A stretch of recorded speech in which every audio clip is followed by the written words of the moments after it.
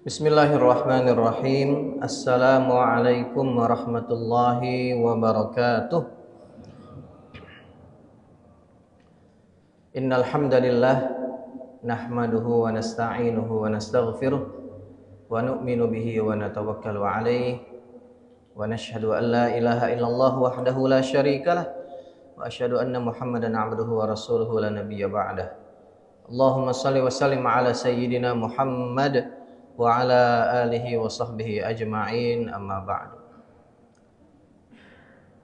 Bapak-bapak, ibu-ibu, jemaah subuh Masjid Agung Kubah Timah yang insyaallah mudah-mudahan kita sehat selalu dan senantiasa dalam naungan dan lindungan Allah Subhanahu wa taala, amin ya rabbal alamin.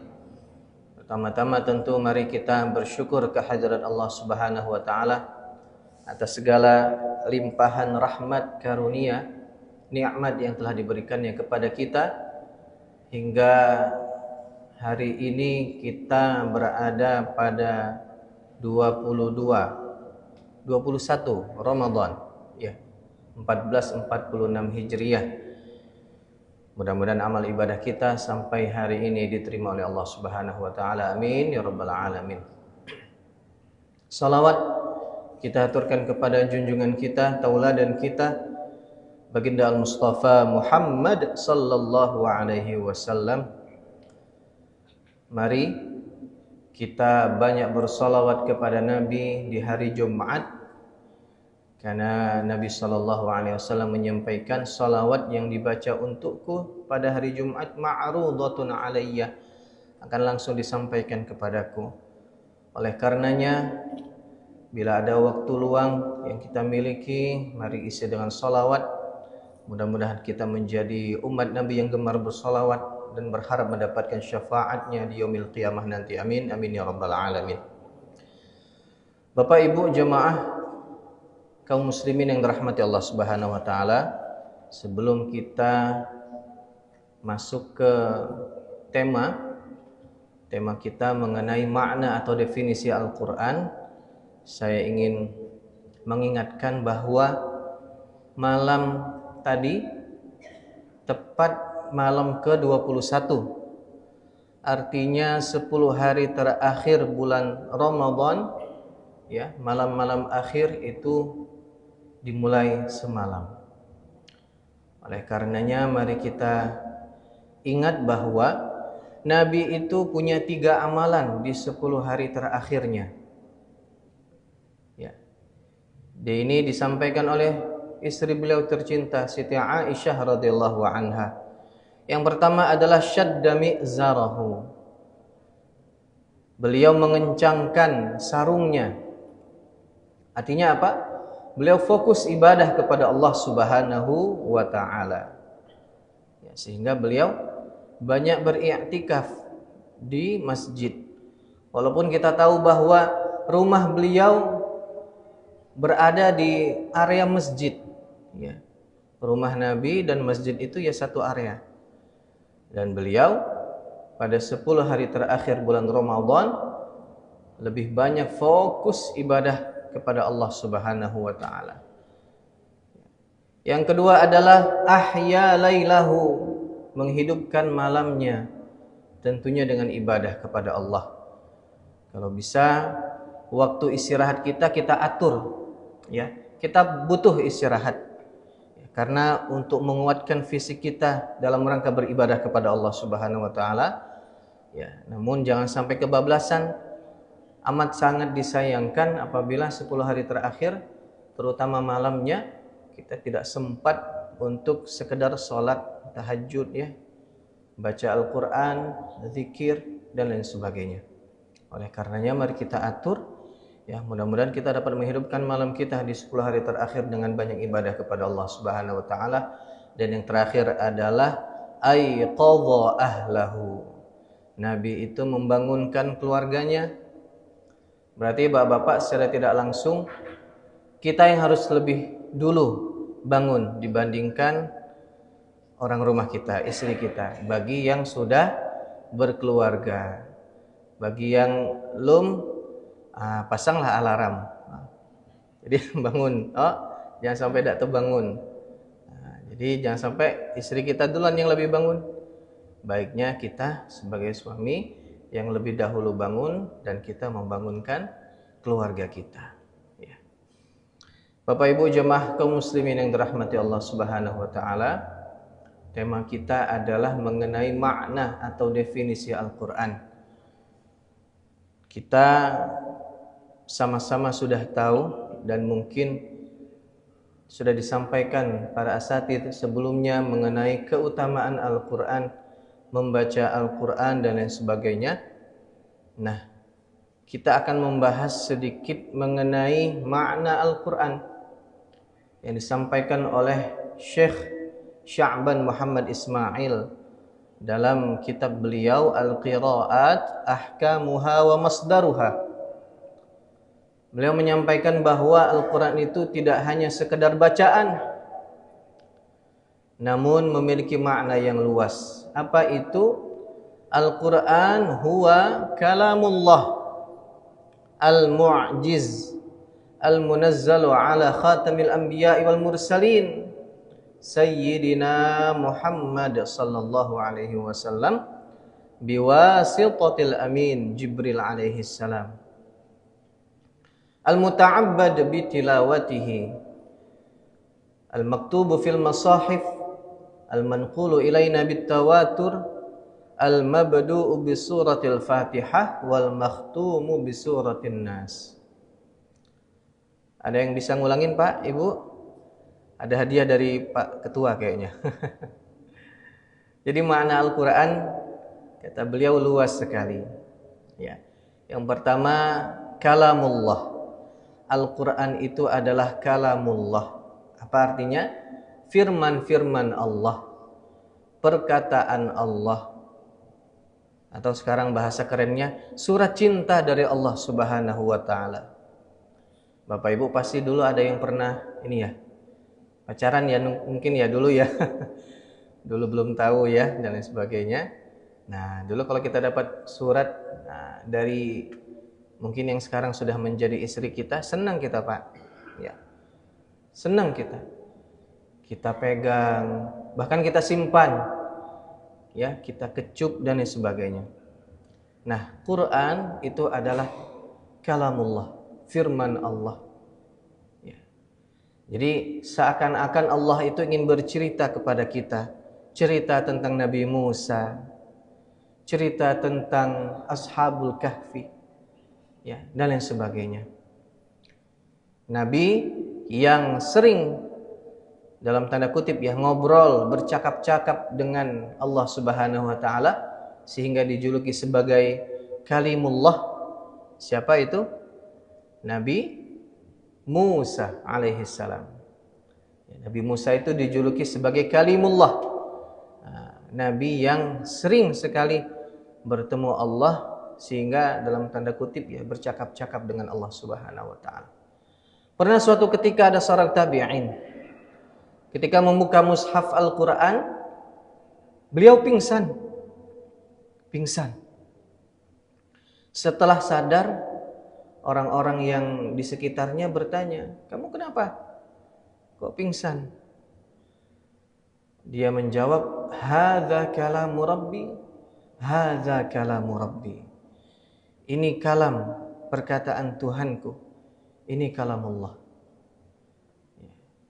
Ada rasa ta'zim, mengagungkan Al-Quran. Ya disebutkan ya tidak setiap hari. Artinya betapa orang-orang terdahulu itu ya memandang Al-Quran sebagai sesuatu yang amat mulia. Ya, sangat mulia. Dan hendaknya kita pun ada adab ya dalam memegang mushaf Al-Quran. Jangan sampai kita membawanya seperti kita bawa buku biasa. Jangan. Baiknya kita dekap ya. Quran pun jangan sampai kita letakkan di bawah walaupun di atas sajadah. Kurang adab. Ya, ulama mengatakan kalau bisa di atas, mohon maaf ya kalau kita duduk kan ada batasan kemaluan kita. Nah, itu di atasnya. Walaupun sekedar surah Yasin. Nah, kadang-kadang adalah di satu tempat kalau Yasin itu dibagikan, lah hadir lu Yasin, lu mau baginya itu mohon maaf Pak, seperti bagi-bagi kartu gitu, main lempar. Oh, jangan. Kalau bisa ada adab, ya kita bagi-bagi Yasin. Nah, Allah Ta'ala berfirman, wa may yu'azzim sya'airallah fa innaha min taqwal qulub. Dan barang siapa yang mengagungkan syiar-syiar Allah, itu berasal dari ketakwaan hati. Salah satu syiar Allah tentu adalah Al-Qur'anul Karim. Ya, Al-Qur'an adalah kalamullah. Dia bukan sekadar buku. Ya. Dia merupakan kitab suci yang mampu memberikan hidayah bagi orang-orang yang mendapatkan hidayah dari Allah Subhanahu wa taala. Bapak Ibu jemaah kaum muslimin yang dirahmati Allah Subhanahu wa taala, berikutnya Quran itu adalah al-mu'jiz. Quran adalah sesuatu yang menjadi mu'jizat. Apa itu mu'jizat? Mu'jizat itu diambil dari kata ajazun, artinya lemah. Maksudnya adalah melemahkan, sehingga Al-Quran itu melemahkan orang-orang yang tidak percaya kepadanya, terutama tidak percaya kepada Allah Subhanahu wa taala. Begitulah mukjizat yang diberikan kepada para anbiya alaihimussalam. Dia merupakan sesuatu yang melemahkan orang-orang yang ingkar. Nabi Musa dulu punya mukjizat, sebenarnya tidak hanya satu. Tidak hanya tongkat yang bisa berubah menjadi ular. Tidak hanya tongkat yang bisa membelah lautan, tapi Nabi Musa dulu bahkan pernah mengeluarkan cahaya dari tangannya. Dan banyak lagi. Ya, saat itu tukang-tukang sihir itu mendapatkan kedudukan, ya, yang mulia di kalangan masyarakat, bahkan menjadi penasehat Firaun la'natullahi alaih. Para tukang-tukang sihir itu tali bisa menjadi ular. Ya. Allah Subhanahu wa taala memberikan mukjizat kepada Nabi Musa, tongkatnya itu bisa berubah menjadi ular. Tongkat yang biasa digunakan beliau sehari-hari. Qala hiya 'asai atawakka'u 'alaiha wa ahushu biha 'ala ghanami wa liya fiha ma'aribu ukhra. Ketika Nabi Musa bertemu dengan Allah Subhanahu wa taala di Bukit Tur Sina, Allah bertanya, apa itu? Nabi Musa menjawab, qala hiya 'asaya. Itu adalah tongkatku, ya Allah. Atawakka'u 'alaiha, yang aku bersandar, menyandar seperti itu, tongkatnya. Wa ahusyu biha 'ala ghanami, aku menggoyangkan ranting daun untuk nantinya makanan dombaku, peliharaanku, ya, hewan ternak. Waliya fiha ma'aribu ukhra, dan banyak yang lain manfaat dari tongkat itu, ya Allah. Kemudian Allah pun memerintahkan Nabi Musa untuk melempar tongkat itu, yang terjadi adalah menjadi ular yang besar. Saat itu seperti itu. Mukjizat diberikan Allah kepada para nabi sesuai dengan zamannya. Nah, Al-Qur'an diberikan kepada Nabi Muhammad sallallahu alaihi wasallam karena saat itu orang-orang sangat mengeluh-elukan yang namanya syair-syair yang indah. Nah, syair, ya, para penyair yang ulung, yang hebat, yang bisa mengolah kata dengan sangat indah. Allah beri Al-Quran, Allah turunkan Al-Quran sebagai bukti bahwa ini bukan perkataan Nabi, tapi sumbernya langsung dari Allah Subhanahu wa ta'ala. Bapak Ibu bisa lihat, ya, susunan kata di dalam Al-Quran sangat indah. Al-fil itu ujungnya lam semuanya. Alam tara kaifa fa'ala rabbuka bi ashabil fil. Alam yaj'al kaidahum fi tadlil wa arsala alaihim tayran ababil. tarmihim bihijaratin min sijil faja'alahum ka'asfim ma'kul. Indah sekali. Ujungnya sama lam, huruf lam. Ya, itu ada ilmu balaghah. Keindahan Al-Qur'an dijelaskan nanti di ilmu tersebut. Ya, jadi mu'jizat yang abadi sampai akhir zaman, Allah langsung yang menjaganya. Inna nahnu nazzalna dzikra wa inna lahu lahafizun. Kami yang menurunkan Quran dan kami pula yang pasti akan menjaganya. Dulu Bapak Ibu, ada nabi yang namanya Uzair. Pernah dengar? Nabi Uzair, nabi dari kalangan Bani Israel. Dalam Al-Quran surah At-Taubah disebutkan bahwa Uzair ibnullah. Uzair ibnullah. Nabi Uzair itu adalah, na'udzubillah ya, anak Allah gitu, anak Tuhan. Orang Bani Israel, kaum Israel menyebut bahwa nabinya itu adalah anak Tuhan. Nah, para ulama menyebutkan bahwa salah satunya disebut Nabi Uzair itu anak Tuhan ya, na'udzubillah, karena hafal Injil. Karena bisa menghafal Injil. Nah, sekarang Allah mudahkan hamba-hambanya untuk menghafal Al-Quran. Namun tentu tidak disebut bahwa orang yang bisa menghafal Quran na'udzubillah anak ya, anak Allah, tidak. Nah, tapi ini sebuah mukjizat ya yang Allah berikan, bahwa Al-Quran itu mudah untuk dihafalkan ya. Kalau dulu hafal Injil disebut anak Tuhan. Nah, sekarang Masya Allah betapa banyak para hufaz, orang-orang yang bisa menghafal Al-Quran, luar biasa ya. Jadi Quran itu adalah mu'jizat. Berikutnya, Quran itu adalah al-munazzal ala khatamil anbiya'i wal mursalin Sayyidina Muhammad sallallahu alaihi wasallam. Diturunkan kepada Nabi Muhammad sallallahu alaihi wasallam. Apa kitab yang Allah turunkan kepada Nabi Daud? Zabur. Yang diturunkan kepada Nabi Musa, Taurat. Yang diturunkan kepada Nabi Isa, Injil. Dan kepada Nabi kita yang mulia Nabi Muhammad adalah Al-Quran. Itu 4 kitab yang besar ya. Karena ada pula nanti kitab-kitab yang kecil, lembaran-lembaran yang disebut sebagai sahifah ya, lembaran-lembaran sahifah yang diturunkan diantaranya kepada Nabi Idris alaihissalam, Nabi Ibrahim alaihissalam, ada pula Nabi Syith alaihissalam.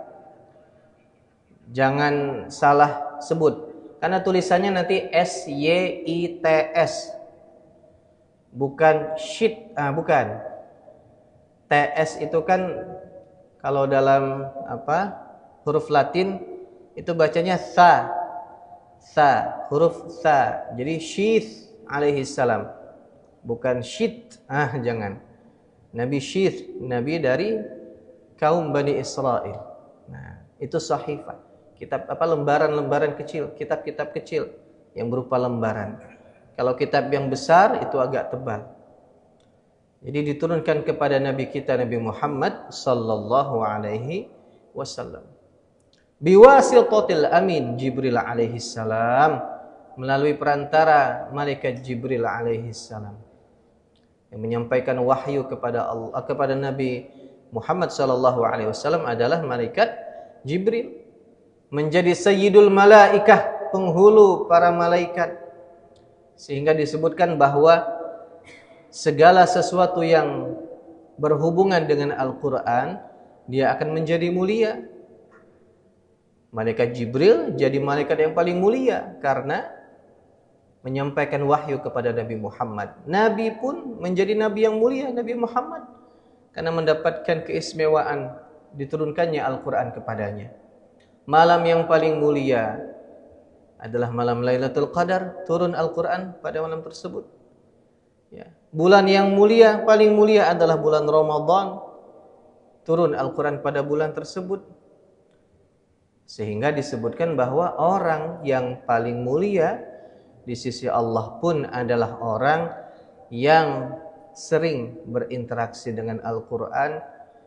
Khairukum man ta'allamal Quran wa 'allama. Sebaik-baik kamu, kata Nabi, adalah orang yang belajar Al-Quran dan mengajarkannya pula. Imam Syafi'i rahimahullah dalam kitab Nuzhatul Fudala mengatakan bahwa man ta'allamal Quran 'azumat qimatuhu.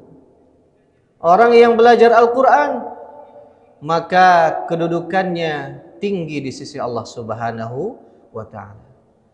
Bapak Ibu dapat bayangkan, baru belajar, ya, belajar Iqra, maka mulia di sisi Allah Subhanahu wa ta'ala.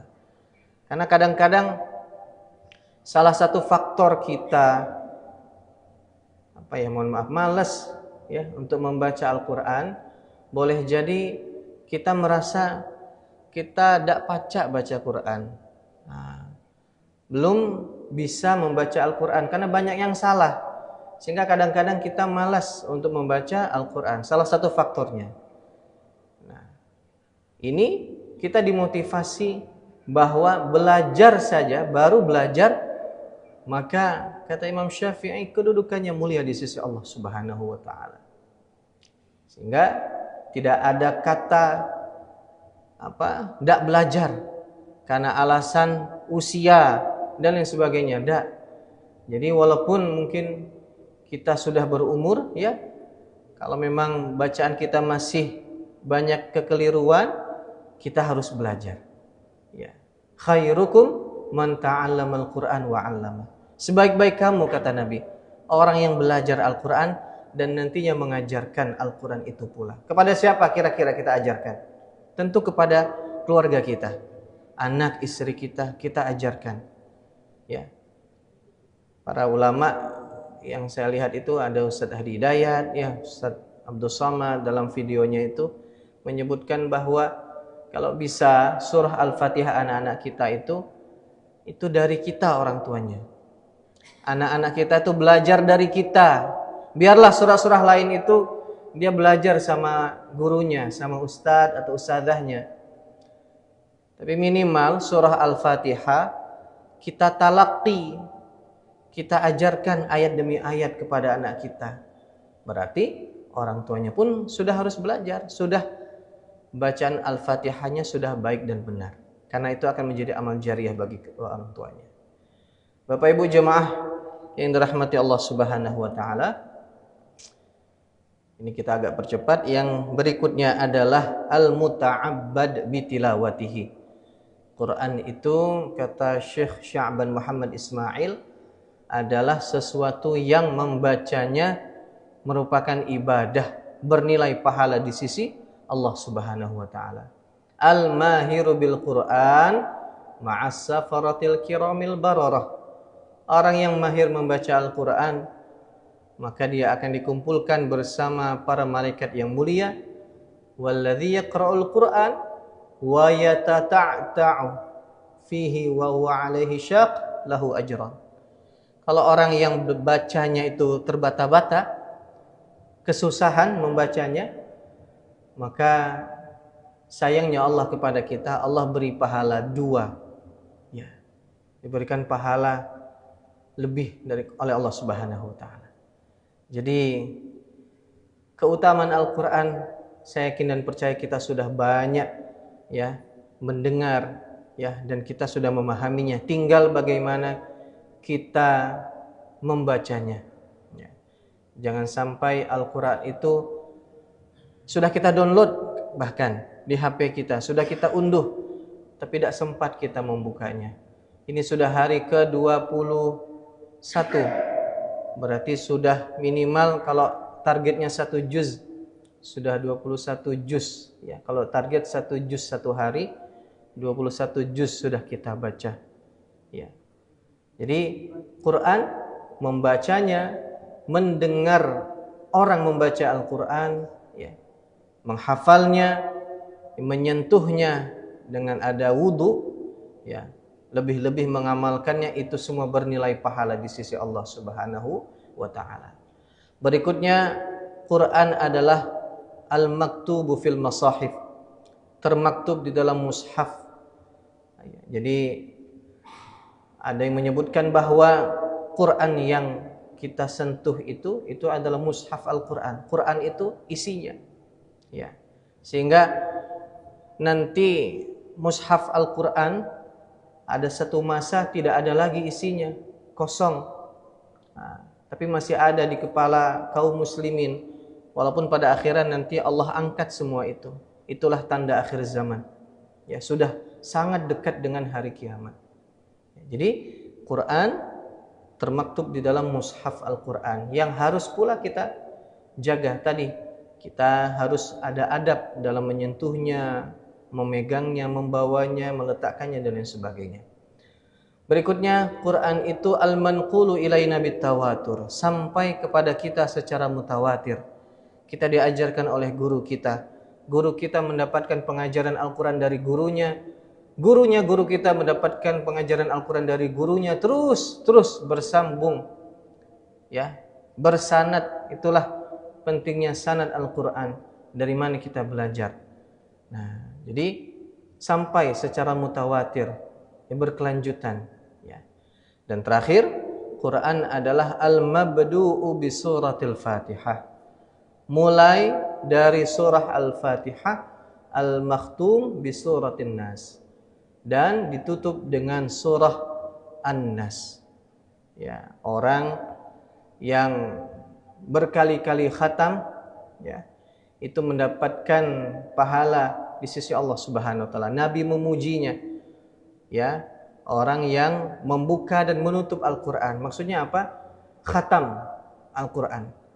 Dan alhamdulillah, ya, kalau kita di Indonesia biasanya orang yang khatam Al-Qur'an disyukuri. Ada syukuran. Bahkan ada satu tempat bapak-bapak kalau ada khatam Al-Qur'an itu diarak. Digendong gitu, Jadi seperti dirayakan, disyukuri orang yang bisa khatam Al-Qur'an.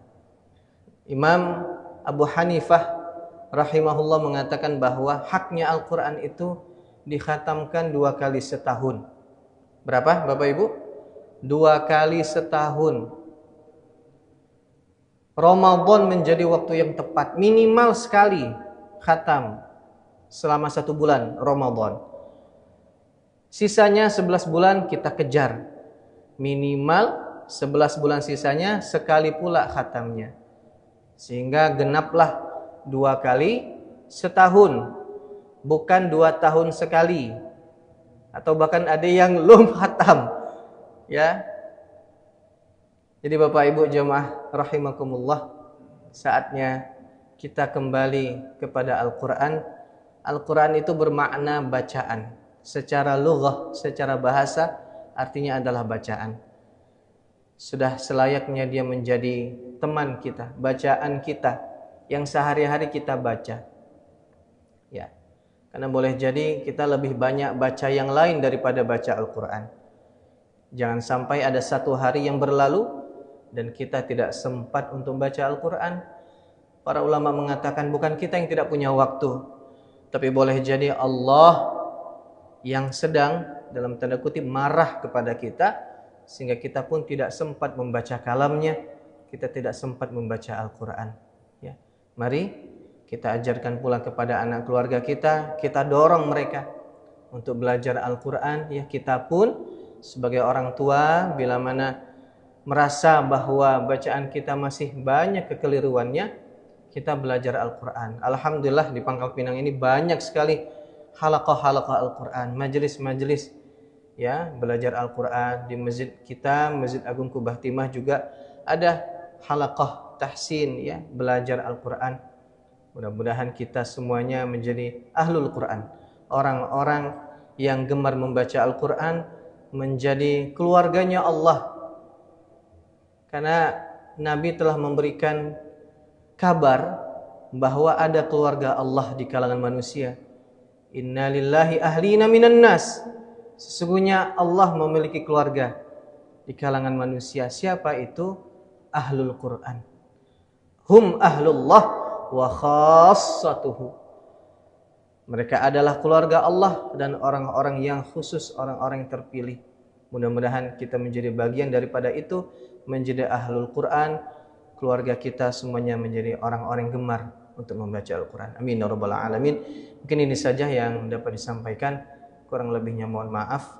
Mudah-mudahan ada manfaatnya untuk kita semuanya.